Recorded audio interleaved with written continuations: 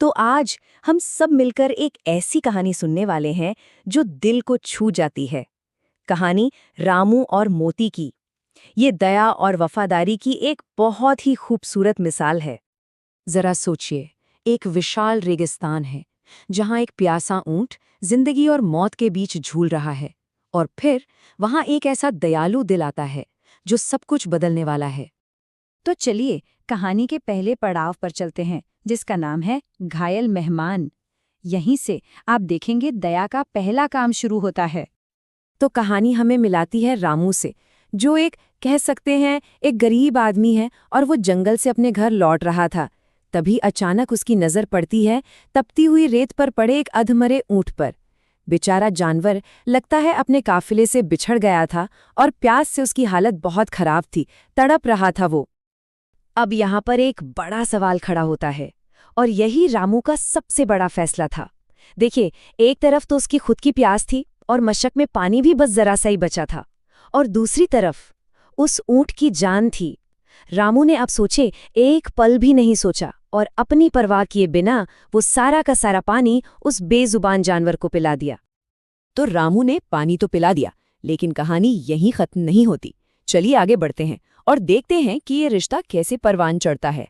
हमारा अगला हिस्सा है निस्वार्थ सेवा, जहां एक मजबूत बंधन की शुरुआत होती है। अब रामू जब उस ऊंट को घर ले आया तो उसकी पत्नी ने एक सवाल पूछा जो कोई भी पूछेगा। उन्होंने कहा, हम तो खुद इतने गरीब हैं, इसे खिलाएंगे क्या? और ये सवाल उनकी असली हालत, उनकी गरीबी और इस फैसले के वजन को साफ साफ दिखाता है। लेकिन यहीं पर उनकी दरियादिली देखिए।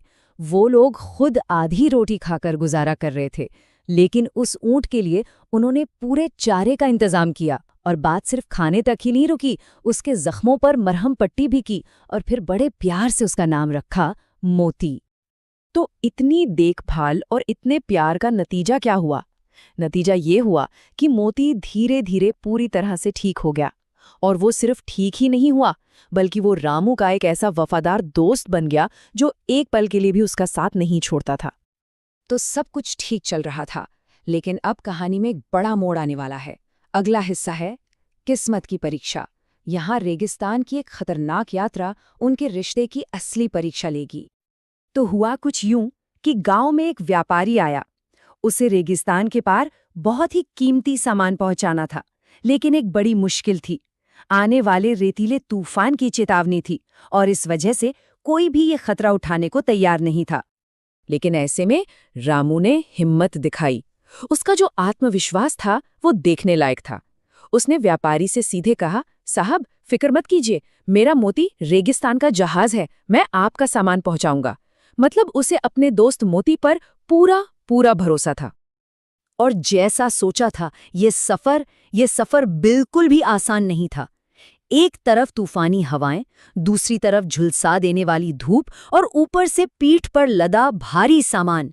इन तीनों मुश्किलों का सामना उन्हें एक साथ करना पड़ा। ये सच में उनके धैर्य और हिम्मत की असली परीक्षा थी। तो सवाल ये है कि क्या उनकी ये कड़ी मेहनत रंग लाई? क्या वो कामयाब हुए?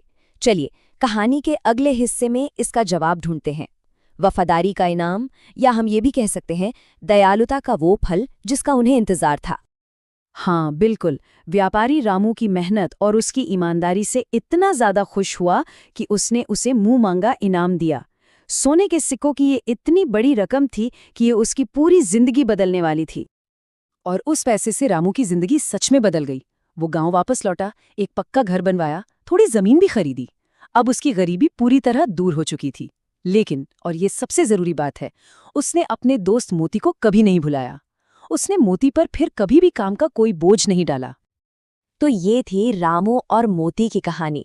लेकिन इस पूरी कहानी का मतलब क्या है? हमें इससे क्या सीख मिलती है? चलिए आखिरी हिस्से में इसी पर बात करते हैं।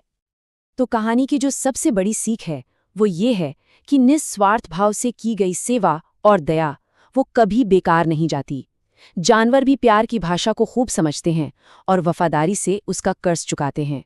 और रामू और मोती की कहानी से बड़ा सबूत और क्या हो सकता है? और आखिर में ये कहानी हमें एक बहुत गहरे सवाल के साथ छोड़ जाती है कि कैसे दया का एक छोटा सा काम किसी की पूरी किस्मत बदल सकता है। इस पर जरूर सोचिएगा।